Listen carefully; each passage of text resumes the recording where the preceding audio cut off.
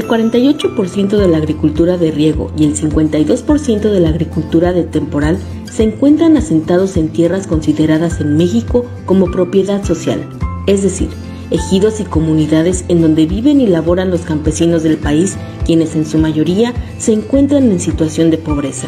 El campo mexicano se encuentra en crisis y enfrenta diversos problemas como la propiedad de la tierra y la certeza jurídica, el bajo acceso a financiamiento, la falta de capacitación e inversión y por ende muy baja productividad. Y esto se debe a la política neoliberal de mejor importar granos como maíz y frijol a Estados Unidos que promover la inversión en la productividad y competitividad del agro nacional para alcanzar la soberanía alimentaria. Ante la crisis del agro mexicano, el programa inmediato del PRD Otro México es Posible propone implementar una política nacional de fomento a la productividad y la competitividad del campo mexicano, con el fin de garantizar la autosuficiencia y la soberanía alimentaria. Hola, ¿cómo están, cibernautas? Bienvenidos a este programa. Como siempre, estamos aquí cada semana con ustedes. Ahora vamos en este vehículo, en este cibervehículo de marca PRD 2019, con un modelo Revolución Democrática 2.0. Y en esta ocasión nos acompañan pues don Gilberto Hirschberger, quien toda su vida se ha desempeñado en el sector agrario, pues yo recuerdo que su último cargo en el mismo fue de subsecretario en la Secretaría de la Reforma Agraria. Ricardo Cruz, quien también se ha desarrollado en el mismo y ha ocupado diversos cargos en el mismo sector agrario, en la Secretaría, en la Procuraduría, etcétera, y también Gerardo Flores Breñas, que igual ha ocupado varios importantes puestos, en los últimos de ellos en la Secretaría de la Reforma Agraria, en la Dirección General de Asuntos Jurídicos. Muchas gracias, bienvenidos a todos ustedes.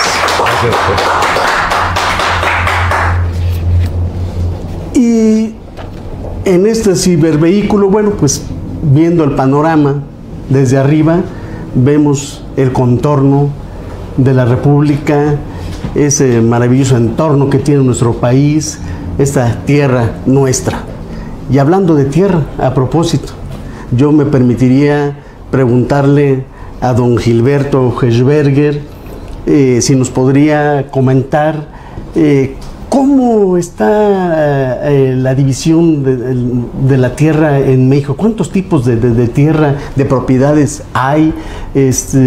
Si esta en qué porcentajes corresponde a cada segmento, etcétera. ¿Qué nos podría usted comentar, don Gilberto, y a todos nuestros amigos? Antes que nada, agradecerles la amable invitación y la oportunidad que dan, pues, de podernos comunicar con los jóvenes, con el pueblo mexicano, para un tema realmente muy sensible y que pocas veces se le ha dado la importancia que tiene.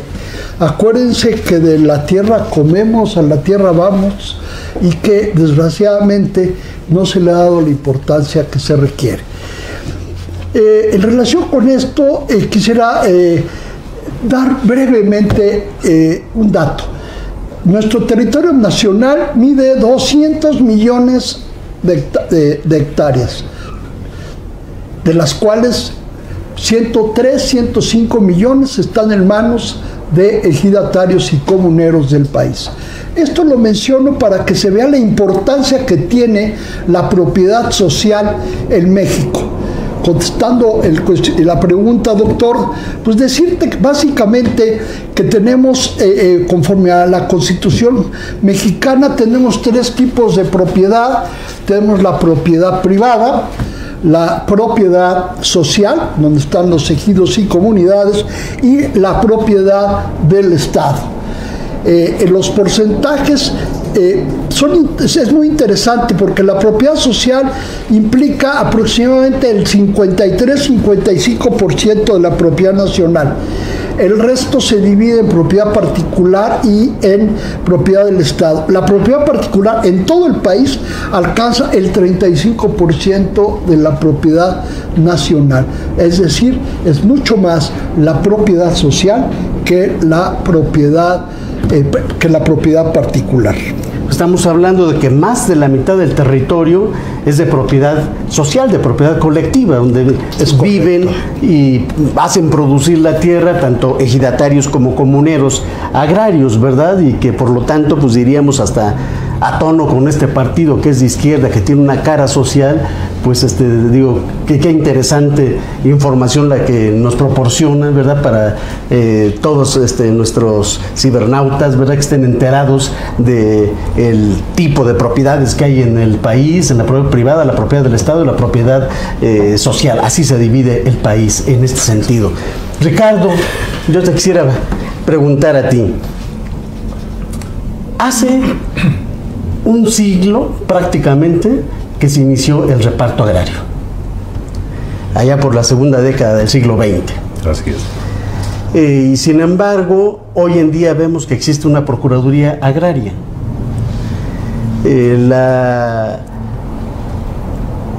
Si tiene prácticamente 100 años que inició el reparto agrario, ¿se justifica que hoy en día todavía tengamos una institución de esta naturaleza a 100 años de distancia? ¿Y cuál es en todo caso la función que persigue en cuanto a la tenencia de la tierra? Pues primero, doctor, antes que nada agradecerte la invitación al programa Revolución Democrática 2.1. Un saludo a todos los que nos ven. Y decirte que no hablamos de hace 100 años, hablamos de incluso desde la colonia que existe el procurador de indios, tú recordarás. Si revisamos algunos títulos o incluso algunos litigios de la época colonial de 1700, 1600, vamos a encontrar que, como hacen hoy los tribunales agrarios, cuando se emplazaba al contrario en un litigio de esos, se ordenaba correrle traslado al procurador de indios para que viniera en defensa de esa casa vulnerable. Esa es la función, pues, de la Procuraduría Agraria. Lo he dicho en poquísimas palabras. La protección de esa población vulnerable, la garantía, el garante de la legalidad es este ente Procuraduría Agraria, la legalidad en el campo, y la defensora de los derechos de los sujetos agrarios. Estamos hablando, como señaló don Gilberto, de más del 50% del territorio nacional en propiedad de núcleos agrarios, ejidos y comunidades. Pero no estamos contando todavía, si de regularidad hablamos, la pequeña propiedad y otros tipos de propiedad que todavía se conservan y que no están regulados, por ejemplo en Chihuahua, en el norte del país, los mancomunes. Entonces, que no están regularizados y que necesitamos tomar acciones para regularizarlos. Esa es la justificación de la Procuraduría Agraria, porque también los propietarios pequeños, los pequeños productores, son sujetos agrarios y son sujetos de defensa por el ente Procuraduría Agraria. Entonces podríamos pensar de que, remontándonos hasta la época de la colonia, que la conflictividad por la tenencia de la tierra ha existido, es la razón de que todavía exista hoy la Procuraduría Agraria, toda vez de que siguen existiendo conflictos en el medio rural. Así y yo aprovecharía para preguntarle a Gerardo Flores Breñas, ¿qué nos podrías comentar? ¿Hay justicia en el campo en cuanto a la tenencia de la tierra? Doctor, antes que nada, agradecerle su invitación a participar en este programa. Y después decirle que la impartición de justicia en el país es uno de los problemas realmente álgidos que estamos padeciendo en estos tiempos, porque toda la situación que tiene que ver precisamente con la tenencia de la tierra y sobre todo en la propiedad social, tiene que ver con la justicia agraria. Y la justicia agraria, de acuerdo con lo que nosotros hemos encontrado en estos últimos tiempos, ha habido un estancamiento, por decirlo de alguna manera, en el procedimiento que se lleva desde los juicios agrarios ante los tribunales unitarios y el Tribunal Superior Agrario. Hemos encontrado un cuello de botella en cuanto a los procedimientos que tienen que ver precisamente con una cuestión que va de la mano con la seguridad en la tenencia de la tierra, y que al no resolverse de la manera más pronta, de la manera más inmediata y sobre todo con todos los elementos para poder hacerlo, ha tenido como consecuencia que haya un retroceso importante en esta cuestión. Y me refiero a que los tribunales agrarios, los que hay distribuidos en el territorio nacional, prácticamente todas sus gestiones que tienen que ver con cuestiones relacionadas con el Tribunal Superior Agrario, se canalizan esos problemas hacia el Tribunal Superior Agrario, y el Tribunal Superior Agrario es un ente pequeño que no puede realmente desahogar todo el trabajo que se genera en 50 y tantos tribunales unitarios agrarios. Entonces, estamos sufriendo realmente de un problema muy, muy severo en la cuestión de la agilidad de la impartición de justicia. Yo diría que, si bien es cierto que desde hace algunos años se viene manejando mucho la idea de que ya no tiene razón de ser el que sigan existiendo instituciones de tipo agrario. Lo hemos escuchado muchas veces. Yo les preguntaría a los tres, ¿es cierto eso, que hoy en día realmente, don Gilberto, ya no deba de existir la Secretaría con ese segmento del reparto agrario? Si debe existir el Tribunal Agrario, Gerardo, si debe existir la Procuraduría Agraria, Ricardo, si deben existir todavía los tribunales agrarios, y en todo caso si deben seguir manteniendo su autonomía, o como se ha mencionado en el caso específico de los tribunales agrarios, pues incluso pasarlos al Poder Judicial Federal. Y lo mismo. Desde mi punto de vista, doctor, desgraciadamente en los últimos, dijéramos, 2 sexenios anteriores, prácticamente se ha soslayado la cuestión agraria, básicamente por parte del gobierno federal, un olvido hacia el campo. Por ejemplo, la conflictividad agraria siempre existirá. Es indispensable la existencia de los tribunales agrarios, de la Procuraduría Agraria. Es fundamental la existencia de instituciones. Yo no digo que estén bien en los tribunales agrarios. Tendría sobradas razones para criticarlos, igual que la Procuraduría Agraria. Pero estoy hablando de la necesidad de la institución. Es indispensable que por supuesto son instituciones que deben seguirse manteniendo.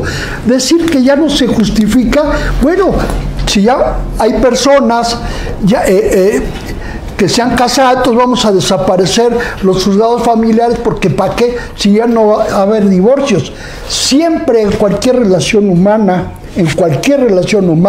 siempre va a haber diferencias entre las personas, en materia agraria, en materia familiar, en cualquier materia.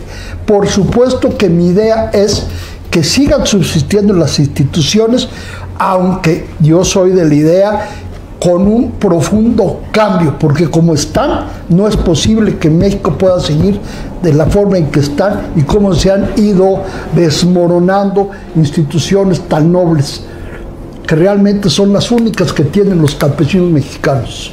Bien, muchas gracias, Gerardo. ¿Deben pasar los tribunales al Poder Judicial Federal?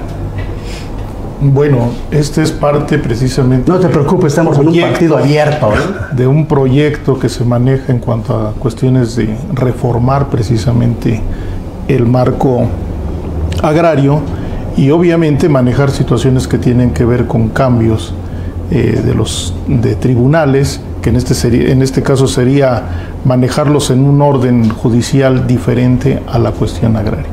Yo creo que para la fluidez de los juicios agrarios tendrían que seguir siendo órganos especializados en la materia.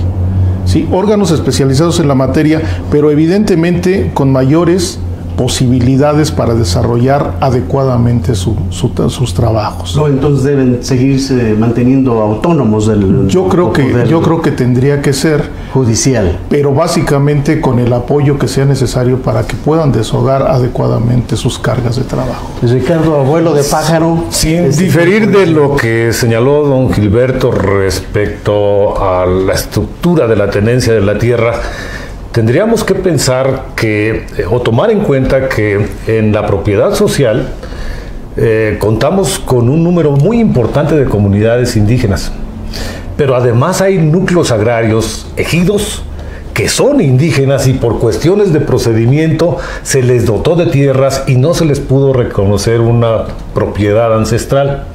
Ellos requieren de una defensa muy especializada. Y de ahí que se nazca la necesidad de contar con tribunales también especializados y un defensor ad hoc para poder sacar adelante sus litigios, sus problemas respecto de la tenencia de la tierra. Sin duda, tribunales y Procuraduría Agraria son instituciones que logró la revolución y que deben permanecer. Gracias, Ricardo.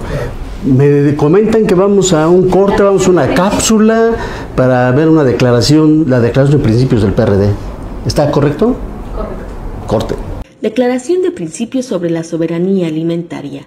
Para el PRD, el país debe lograr su soberanía y seguridad alimentaria, siendo indispensable el fortalecimiento de la propiedad social de la tierra, basarse en la defensa activa de la biodiversidad, resguardando nuestros recursos naturales por medio de mecanismos de control, medidas sanitarias y todo tipo de normas, especialmente comerciales y de experimentación para evitar su apropiación por parte de particulares nacionales y extranjeros. La defensa del ejido y la propiedad comunal de la tierra, priorizando procesos productivos a nivel comunal, local y regional. Bueno, pues venimos ya de nuestra cápsula sobre la declaración de principios del Partido de la Revolución Democrática. Y sobre el tema que estamos abordando, porque tenemos que ir a mucha velocidad, esto se va muy rápido, ¿verdad? Yo diría que en el tema que estamos abordando tiene dos vertientes. Por un lado, pues el tema eminentemente agrario de la certeza jurídica que debe tener la tierra en nuestro país. Yo le preguntaría, don Gilberto, ¿hay certeza jurídica sobre la tenencia de la tierra en México? Desgraciadamente, no, doctor. Uno de los graves problemas que tiene precisamente el campo mexicano es la inseguridad en la tenencia de la tierra. Las razones pueden ser muchas, algunas explicables, otras no. Desgraciadamente, varios gobiernos se vio la cuestión del campo como desde un punto de vista político y no desde un punto de vista económico para hacerla producir.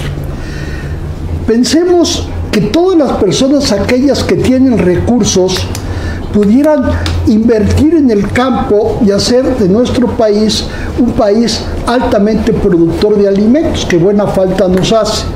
Sin embargo, parece que hemos actuado al revés. En lugar de dar esa seguridad jurídica para poder satisfacer nuestras necesidades alimentarias, ahora resulta que traemos productos del extranjero, en lugar de haber apoyado a la producción nacional.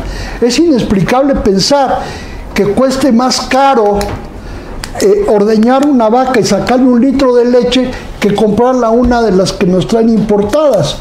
Significa que nuestro sistema económico está distorsionado. Y todo se sintetiza de una forma muy simple. No hay seguridad jurídica en la tenencia de la tierra. ¿Quién va a meter su dinero a un lugar que corre riesgo? El dinero, permítanme una broma, el dinero tiene sentimientos. El dinero se va a donde lo cuidan, a donde le dan calor. Cuando el dinero siente frío, huye y se va. Y en México, si no hay seguridad en la tenencia de la tierra, en la inversión, por ejemplo, un detalle sencillo. ¿Cómo voy a invertir yo en un aeropuerto en la ciudad si el día de mañana me lo cambian? ¿Cómo es posible? ¿Dónde quedó mi dinero? ¿Dónde quedó la seguridad en la tenencia de la tierra? No hay. ¿Quién va a querer invertir? Ese es el día que en México haya seguridad en la tenencia de la tierra. En ese dinero va a haber dinero para invertir y capitalizar al campo para que podamos comer lo que producimos. Mientras no haya seguridad jurídica, vamos a seguir importando hasta los frijoles que nos comemos. Perdón.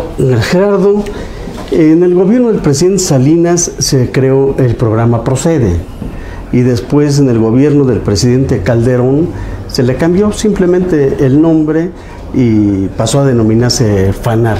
A grandes rasgos, ¿nos podrías comentar en qué consisten estos programas y para qué se crearon? Sí, doctor, cómo no. El Procede, que es precisamente el antecedente de lo que fue después, posteriormente, el FANAR, era precisamente tratar de regularizar hacia el interior de los núcleos agrarios la tenencia de la tierra y la propia distribución interna dentro de los ejidos. Ahí ellos podían determinar cuáles eran sus zonas de producción, cuáles eran sus zonas parceladas, cuáles eran finalmente el fondo legal donde se ubicaba el caserío del poblado, en fin. Todas estas situaciones quedaban determinadas en ese programa de certificación. Era un programa que le daba precisamente certeza a la superficie que tenían los núcleos de población para que en un momento dado pudieran tener la certeza de que esa tierra era de ellos y que en un momento dado pudiera ser defendible frente a cualquier otra persona.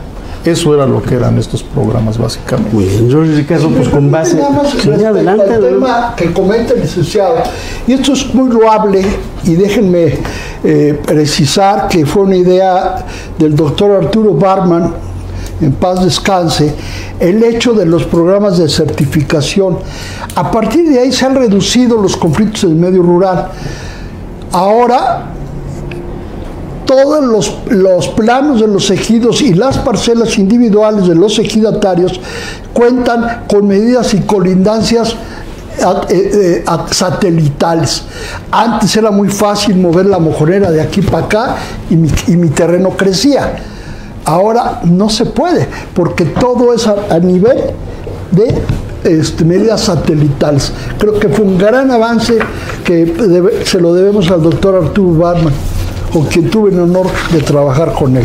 Gracias, Ricardo. Sin duda, pues partiendo de estos dos temas, precisamente sobre la certeza jurídica que debe existir en nuestro país sobre la tierra, pues es el detonador para hacerla producir. Así es. ¿Verdad? Si no tenemos certeza jurídica, como bien se ha dicho, bueno, pues no habrá quien, por muy interés que tenga en nuestro país y mucha vocación sobre la tierra, ¿verdad? Pues cómo se va a atrever a invertir su dinero si no tenemos la seguridad jurídica sobre ella, ¿verdad? Claro. Partiendo de eso... Sin duda, la actualización, la certeza jurídica en la tenencia de la tierra es una condición indispensable para hacerla productiva. Y quizá uno de los objetivos de la reforma constitucional de 1992 y la nueva institucionalidad agraria tenían como propósito eso. Algunos habrán tenido la visión de privatizar el campo, o así lo vimos algunos, como un intento de privatizar la propiedad social. Vimos que eso no funcionó. A más de 25 años, 27 años de esa reforma de 92, es muy bajo el porcentaje de superficie que salió de la propiedad social para incorporarse a la propiedad privada. Sin embargo, creamos figuras de la nada, aprovechando lagunas de la ley, como es el caso del posesionario, que no tiene ningún compromiso con la asamblea, que aprovechó para adquirir tierra de propiedad social ahora en un mercado legal, y que en los hechos se maneja como un auténtico pequeño propietario, lo que tiene un impacto indiscutible en la unidad del núcleo agrario para hacerlo productivo. Podríamos entrar a otras cuestiones, si el ejido es productivo o no. Lo será en la medida, como dijo don Gilberto, en que le garanticemos la tenencia de la tierra, le aseguremos la tenencia de la tierra, y eso lamentablemente no lo hemos concluido en el país. Si me permite nada más hacer acotar, Sí, claro, un dato que señala el licenciado Ricardo Cruz muy importante. Efectivamente, cuando se hizo la reforma al 27 constitucional y a la ley agraria en 1992, se decía, las gentes que criticaban esa situación, decían que la intención era privatizar la propiedad ejidal. ¿Cuál ha sido la experiencia? Y aquí les hablo de un dato, es un dato serio, es un dato duro. El 1%, ojo, hace rato dije que 105 millones de hectáreas eran propiedad ejidal y comunal. El 1% en 27 años, 29 años, el 1% que implicaría 1 millón de hectáreas, se ha ido al dominio pleno. ¿Y cuál se ha ido al dominio pleno? Tierra que no ha tenido vocación agropecuaria. Se han ido para construir viviendas, para hacer desarrollos turísticos en las playas. Realmente se ha sido detonante esa situación. Y algo que poca gente maneja, el hecho de que también se han creado más ejidos de los que en Chiapas, por ejemplo, se constituyó un número tan importante de ejidos y se incrementó tanto la propiedad social que casi equipara a lo que había antes de 92. Gracias. Gerardo, ¿qué significa el dominio pleno? Pues yo le voy a dejar al doctor respuesta para un momento después, para darle estos datos. Muy bien. Vamos a un corte. Pues creo que, de acuerdo a lo que nos comentan, sigue nada menos que la cápsula o el segmento de la cultura. Vamos a comentar un libro, tal y como lo hemos dicho siempre. En este partido ya iniciamos un programa de cultura, porque pensamos que que la política también es cultura, y en este partido así lo hacemos, con comentarios sobre libros de plumas de tamaño mundial y otras de carácter nacional.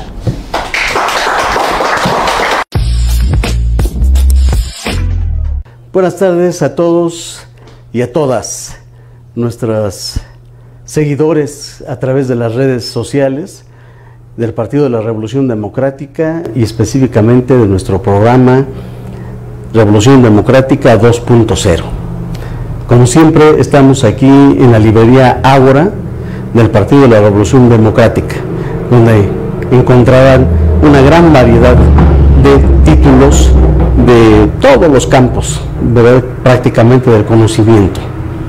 En este segmento de cultura me voy a permitir recomendarles a ustedes una obra fundamental, básica, trascendente de la teoría política y social, un gran tratado de un filósofo de la política, del derecho, del Estado, nada menos que El espíritu de las leyes, ¿verdad?, de Montesquieu. Como ustedes seguramente saben, Montesquieu pues vivió allá en los 1700, en el siglo de la Ilustración, en el siglo de las luces, de origen francés. Imagínense ustedes que para escribir este tratado, dependiendo de la edición de cada una de las propias editoriales, pues hablamos de entre 700, 800, 600 páginas, todo depende de la impresión que se realice. En el caso nuestro son más de 600 páginas, y le tardó a Montesquieu 20 años en escribirla. Un documento vertebral, decíamos, de mucha reflexión, de mucho estudio y de mucha observancia sobre la realidad de su país y del medio geopolítico en el que él se desenvolvía. Montesquieu, pues como el nombre del libro lo dice, como el propio título lo dice, el espíritu de las leyes, luego entonces podríamos decir que Montesquieu es un profundo defensor del Estado de Derecho. ¿Por qué? Pues porque todo, absolutamente todo, al momento que ustedes podrán hojearlo y ver su capitulado, todos los capítulos de esta obra magna están partiendo del principio de la ley y su relación, por ejemplo, con la división de poderes, con los límites del poder, con la seguridad nacional desdoblada en sus dos vertientes, la exterior y la interior, de la sociedad, de la democracia, de la participación de la gente y del propio desarrollo del gobierno, de la división, decía, de los poderes y los deberes que deben de tener estos, pero también aborda de la forma en que se deben hacer las leyes, las recomendaciones, y de la recomendación que él hace de que la ley no puede estar al margen de, en un momento dado, de la realidad, ¿verdad?, que se vive en un estado determinado. Es una obra muy importante, decíamos, una de las obras más importantes de la historia del pensamiento universal, y que está precisamente dentro de este marco de nuestras publicaciones. Esta publicación está dentro de la colección de clásicos políticos de formación universales de formación política ciudadana, y que aquí en la librería Ágora está a su disposición, como lo hemos dicho siempre, totalmente gratuita, porque en el Partido de la Revolución Democrática hemos iniciado esta nueva página cultural, ¿verdad?, y que está preocupado precisamente por la formación de verdaderos y auténticos ciudadanos que participen de una manera muy activa en el quehacer político de nuestro país. Creemos que en la medida en que los ciudadanos nos preparemos mejor, que leamos más, que conozcamos más de nuestra realidad, pero también de la historia, de ver cómo es todo un bagaje cultural, y que muchas de las veces hay determinadas cosas, determinados episodios que incluso hasta se repiten, y que tenemos que aprender del pasado para tener un mejor presente y un mejor futuro. Este libro es fundamental. Sé de antemano, pues, por el grosor del mismo, que difícilmente nadie lo podría hacer en una sola sentada, vamos a decirlo así en términos coloquiales, ¿verdad? Un libro muy extenso, y decíamos, pues es de filosofía política, ¿verdad? Por lo tanto, hay que leerla con mucho cuidado, releerla, meditar, reflexionar y ver las conclusiones y enseñanzas que nos entrega en cada capítulo. Pero es una obra ciertamente extensa, pero que en un momento dado, pues es una obra que la podríamos, ¿por qué no?, agotar en su lectura en días determinados. ¿Por qué no pensar en que nos dediquemos un día a leer un capítulo o dos capítulos? Son capítulos que tienen una extensión, es variable, de entre 20, 30, 40 páginas, pero muy interesantes, en las cuales recibiríamos el bagaje cultural de Montesquieu, un hombre vertebral en la historia política del mundo. Muchas gracias a todos ustedes, y esperemos que resulte atractivo este libro. Regresamos de la sección de cultura política, donde su servidor les acaba de comentar y recomendar uno de los libros que ha editado este partido, pensando siempre en elevar el nivel de la cultura y de la formación política de todos los mexicanos, porque no solo es para el PRD, es para todos los mexicanos, y están, como ustedes saben, totalmente gratuitos en nuestra librería Ágora. Gerardo, sí, regresamos a la pregunta: ¿qué significa el dominio pleno? Bueno, el dominio pleno es la facultad que tienen los ejidatarios, básicamente ejidatarios. Aquí vamos a hacer la diferencia de ejidos y comunidades, porque esta situación no se da dentro de la cuestión de la comunidad. La comunidad tiene una integración diferente a la de los ejidos. Dentro de los ejidos, cada persona tiene una parcela asignada, y respecto de esa parcela que tiene asignada, puede de acuerdo con la ley agraria en vigor, obtener el dominio pleno con autorización de la Asamblea. El dominio pleno significa que la propiedad ejidal que tiene la pueda sacar precisamente a la propiedad particular. Esto es,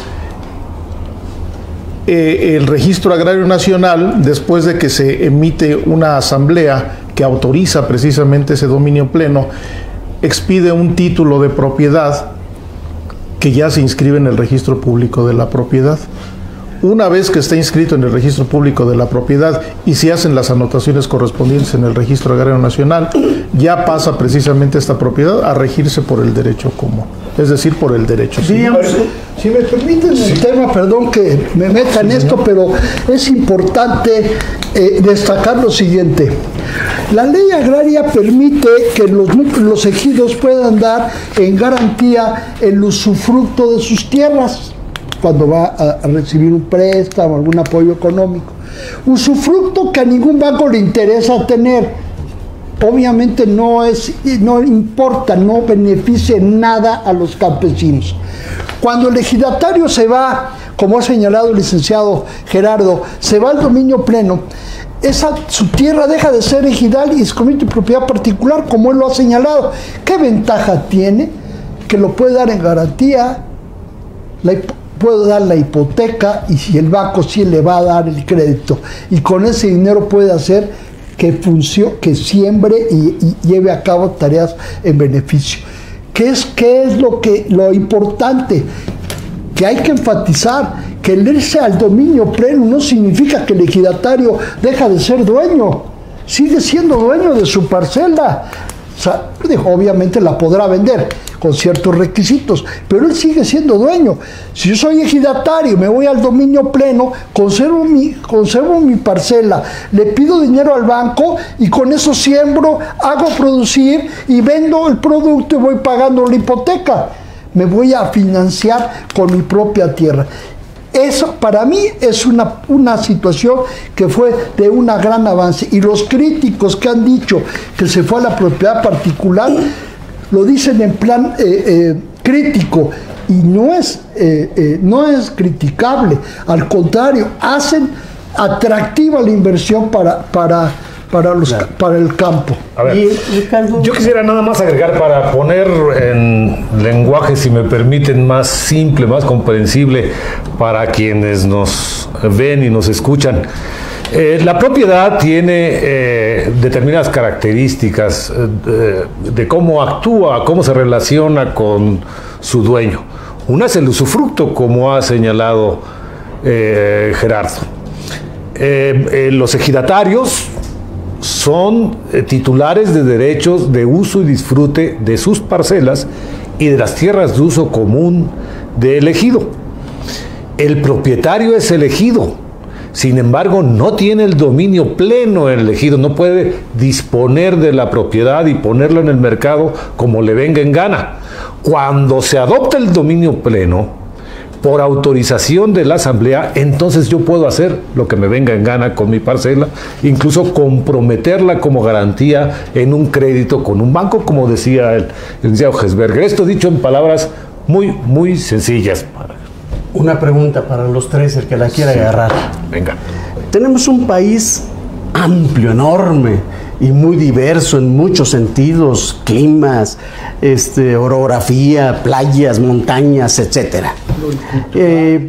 A grandes rasgos, así a vuelo de pájaro, nos podrían decir qué tipo de vocación tiene la tierra mexicana a la cual se puede dedicar el campesino. Y cuando hablo de campesino no me refiero exclusivamente al ejidatario, al comunero, sino a quien cultiva la tierra, pueda ser de propiedad privada o de propiedad social. Bueno, nuestro territorio nacional es tan diverso geográficamente como lo es culturalmente. El sur, montañoso, con terrenos muy quebrados, pero con un potencial, con una riqueza extraordinaria. El norte árido,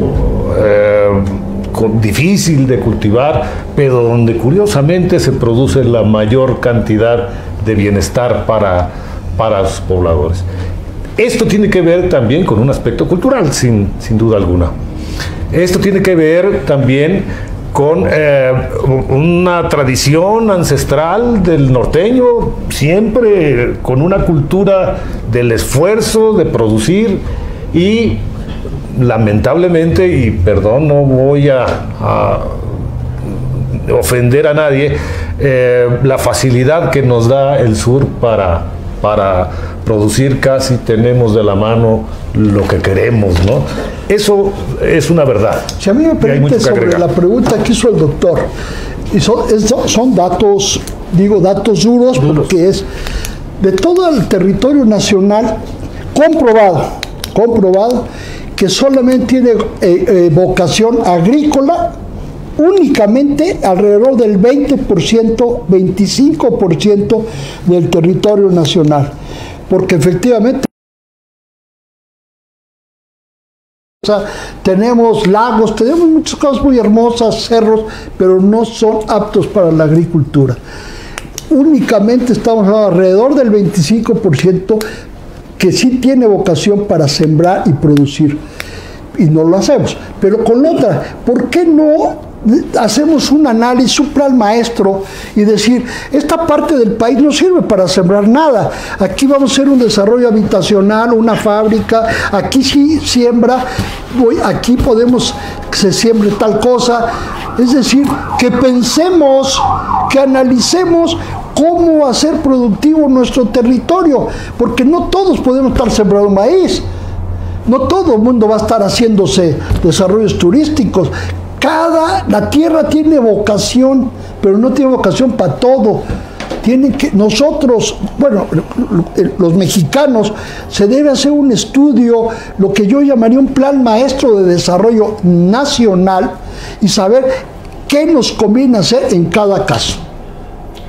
Y con esa diversidad y vocación que hay de la tierra en México, muy amplia y diversa, pues así tenemos minas, tenemos playas, tenemos para la agricultura, para los temas ganaderos, la piscicultura, etcétera. Con toda esa gran riqueza y además también los insumos madereros correspondientes como para dotar de materia prima a la industria, ¿verdad? Y con eso estaríamos satisfaciendo el sector primario, el sector secundario, y bueno, después vendría el sector terciario de la economía, como son los servicios.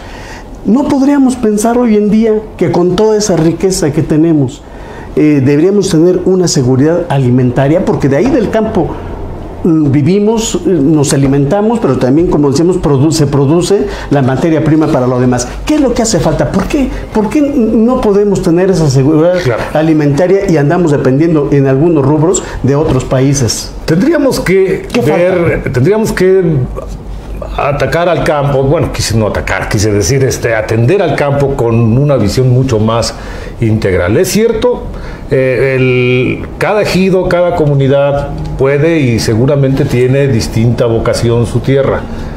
Hay ejidos que quizás su tierra, su territorio, sea mejor de vocación minera, o para producir otro tipo de materiales, o producción forestal. Bueno, pues tendríamos que apoyar al ejido de acuerdo con su vocación.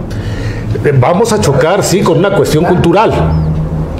Al huichol no le vas a decir, oye, aquí hay potencial minero y ahora te vas a convertir en minero, cuando él, por cuestiones de orden cultural, tiene que sembrar sus cuamiles para tener su maíz, que culturalmente es vital para ellos. Pero tenemos que cambiar esta visión y llevar al sujeto agrario, llevar a los núcleos agrarios a atender la vocación de su tierra para hacerla más productiva. ¿Quieres agregar algo? Yo para la próxima participamos. Vamos a un corte, ¿sí? Vamos bien.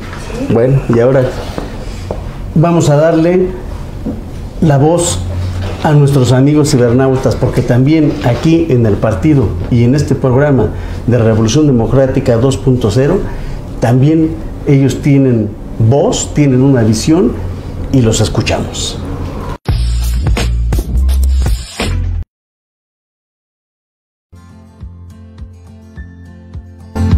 precisamente la gente que más se va a Estados Unidos a buscar otras oportunidades muchas veces vienen del campo, ya que no se les paga como se debería ser pagado su trabajo. Sí, yo considero que sí, porque realmente no hay como ese apoyo, por así decirlo, económico, y tampoco hay como tal una capacitación, vaya, para personas que tienen esa cualidad, vaya, para producir. Desde mi punto de vista, supongo que hay situaciones muy variables dentro de la República Mexicana, porque pues si nos enfocamos en el norte, pues la economía es bastante estable que en el sureste o en el centro del país.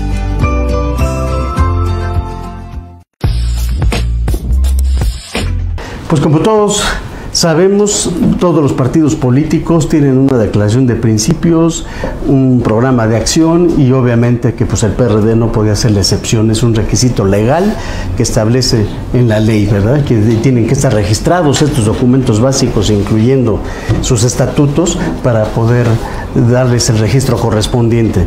En nuestro caso, en el Partido de la Revolución Democrática, pues obviamente en su declaración de principios, pero fundamentalmente más desarrollado en su programa de acción, tiene el tema relativo al campo, al desarrollo, a la certeza jurídica sobre la tierra, a la producción, fórmulas que en un momento dado podrían llevarse a cabo, es decir, todo un proyecto mirando hacia la posibilidad de que sea gobierno y se conviertan en políticas públicas.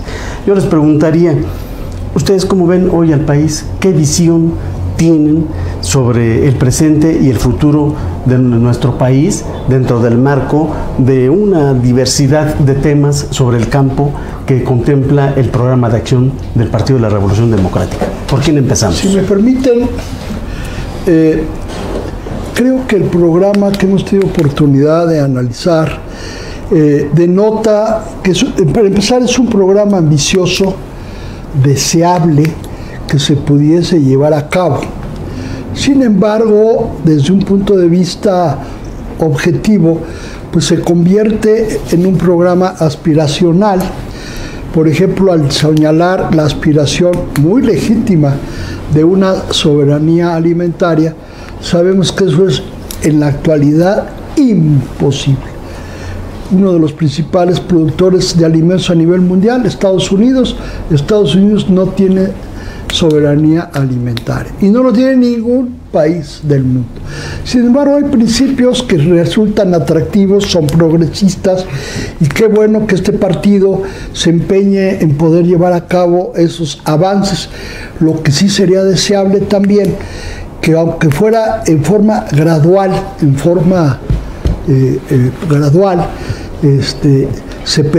se siga esa línea para lograr esos objetivos.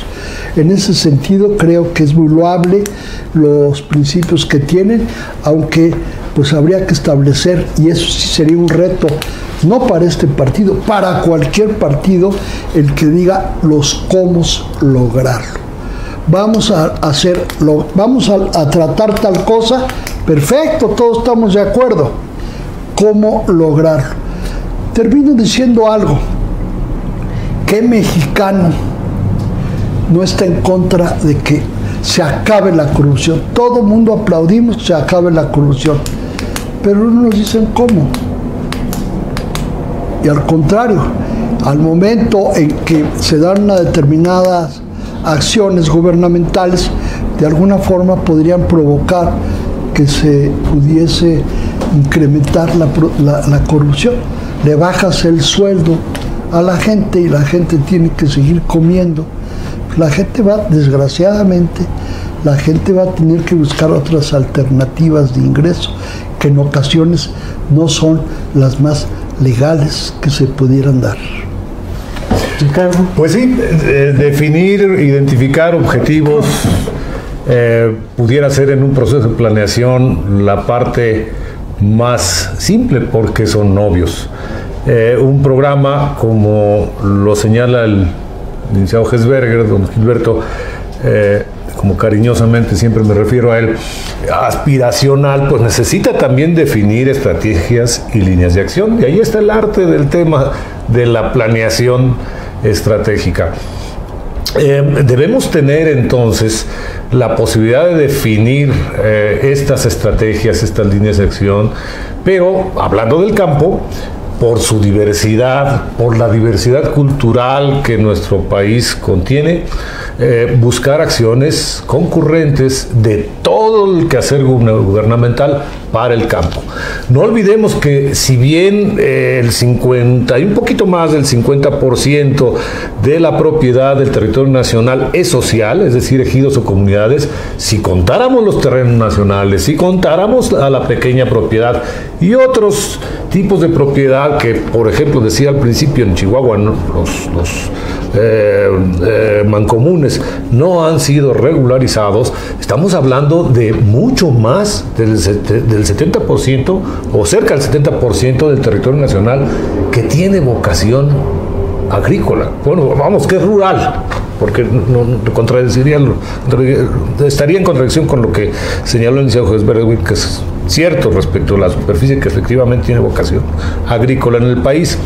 Pero propiedad rural, pues tenemos casi el 70%, calcularía yo, del territorio nacional, que tenemos que aprovechar de alguna manera. Hay una nueva institucionalidad o nuevas funciones para las instituciones agrarias, particularmente la Secretaría de Desarrollo Agrario, Territorial y Urbano, que hoy tiende más al aspecto del desarrollo urbano. ¿Por qué razón? Porque siendo la propiedad social más del 50% del territorio nacional, las urbes van a crecer mayormente sobre esta propiedad. Y entonces tenemos que incorporar a los sujetos agrarios a ese desarrollo para que se beneficien también del desarrollo urbano sin ninguna duda. Gerardo, ¿qué nos puedes decir?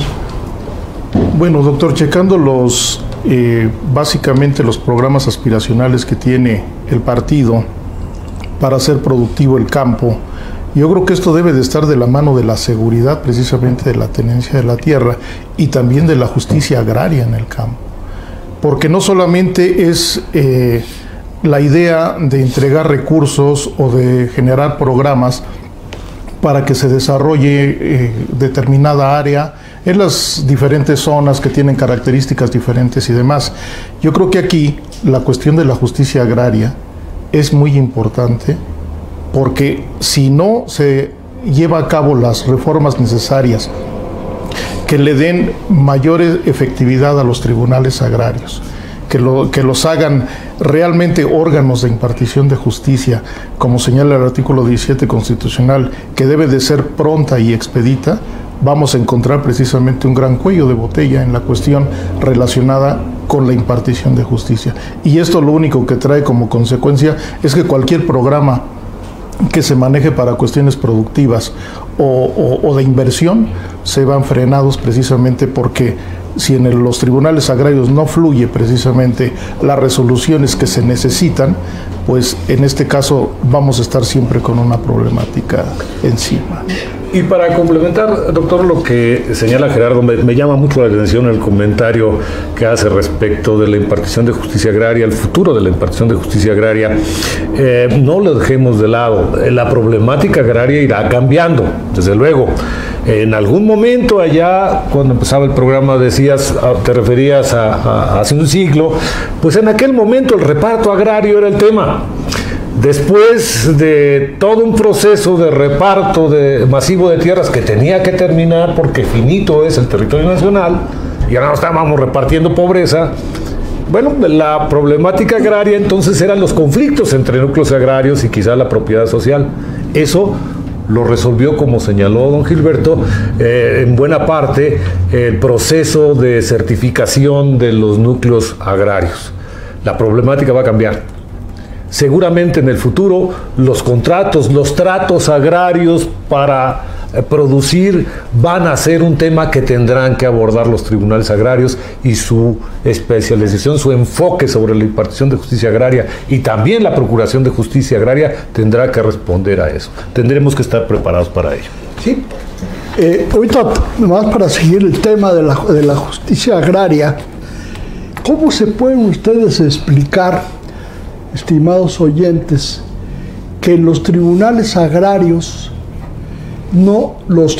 las personas que han sido designados no se han dedicado a la cuestión agraria.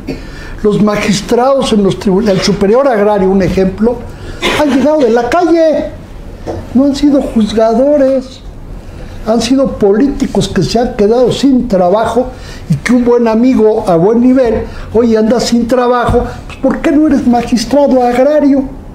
Esas son las gentes que están impartiendo justicia agraria, personas políticos que se quedaron sin trabajo.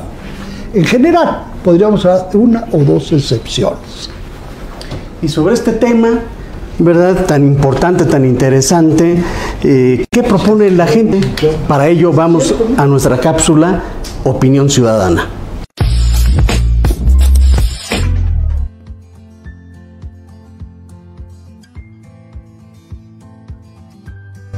Pues yo creo que lo más importante es que se les dé la importancia o el valor real al trabajo del campo, ya que pues siempre ha sido un trabajo muy pesado, un trabajo que requiere a veces tecnología que ya existe pero que no llega al campo de México, y a lo mejor pues un poco de más presupuesto, que le pongan el foco y la atención debida a lo que ellos requieren.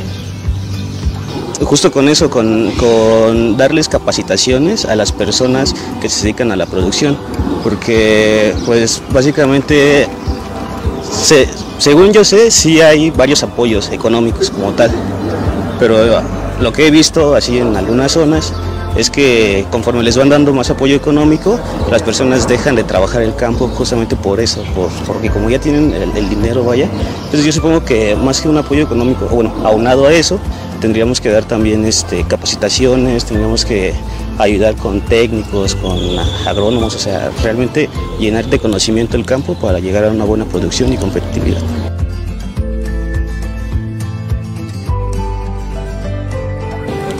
El PRD tiene una propuesta sobre reducir la importación de alimentos y generar una soberanía alimentaria. ¿Qué opinas de esta propuesta?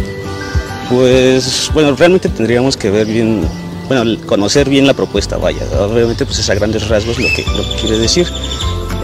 Yo supongo que de cierta forma está bien porque promueves el aumento de producción.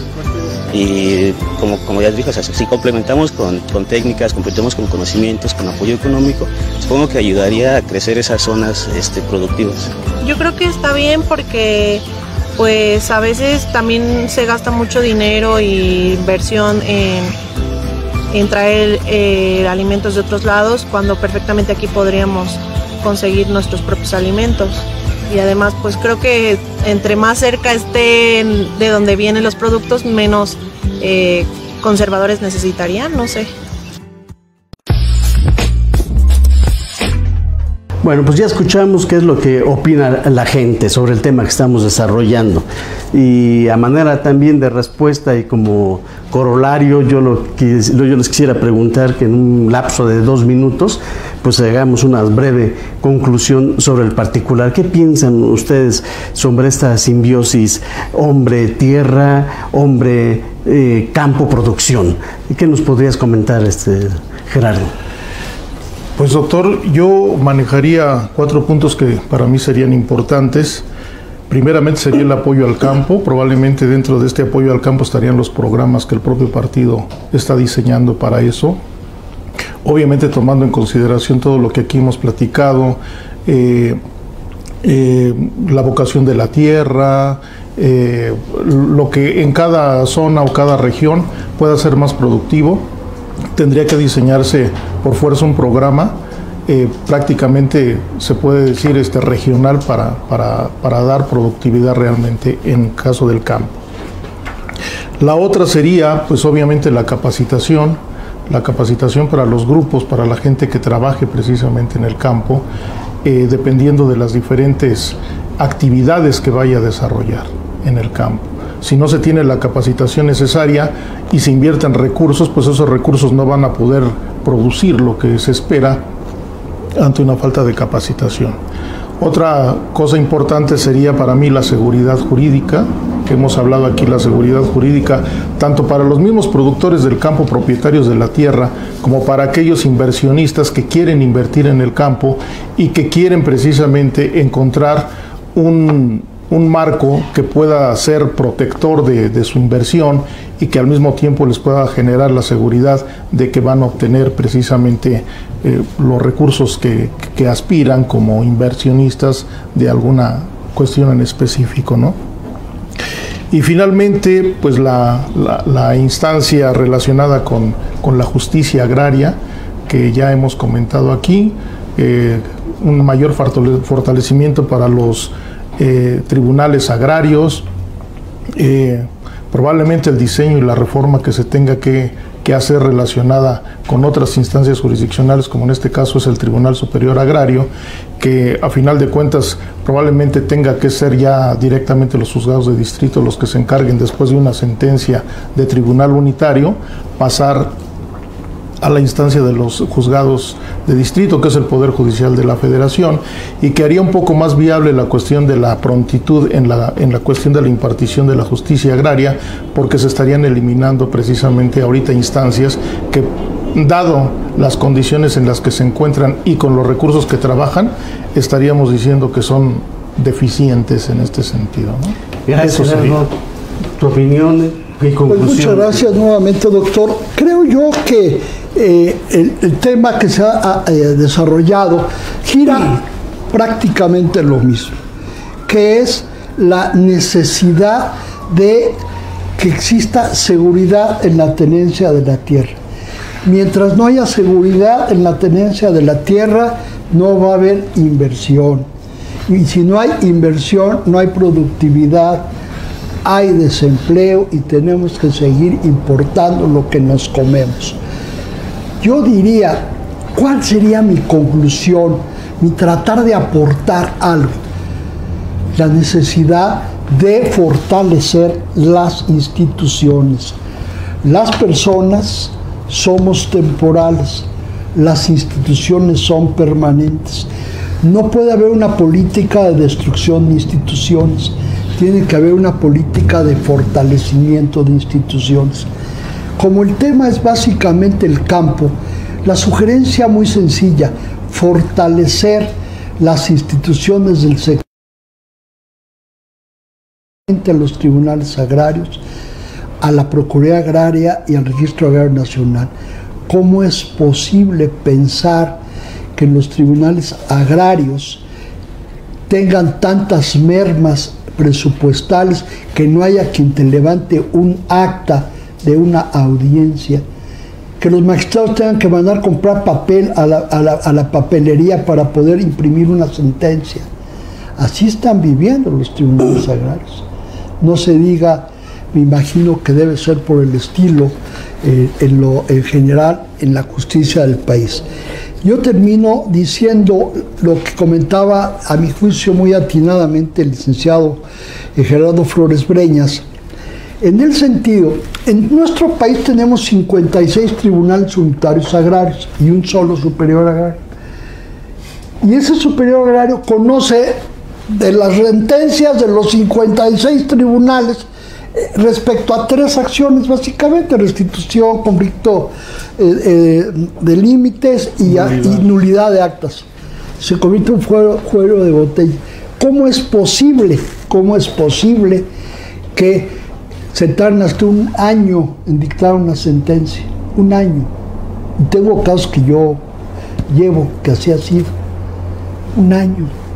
Cuando la ley agraria dice que en 20 días tienen que dictar la sentencia y jamás lo han cumplido. Fortalecer las instituciones es lo más importante.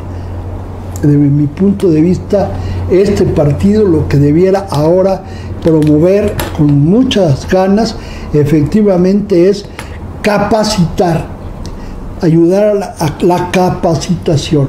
Y también tiene dividendos políticos el poder capacitar, y sobre todo satisfacciones. Gracias. De ayudar a la gente. Ricardo.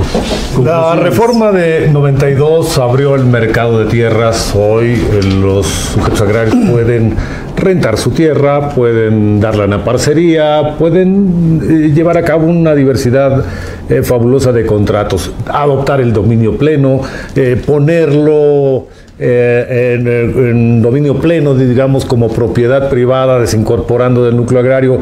Es decir, se vuelve una cosa que muy movible, pues, la propiedad.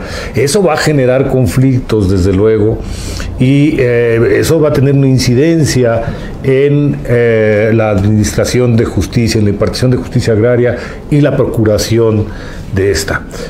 Una primera conclusión sería: estas instituciones deben ser fortalecidas. Pero ¿cómo hacemos productivo al campo? Decíamos, es muy diverso en cuanto a su vocación el territorio nacional.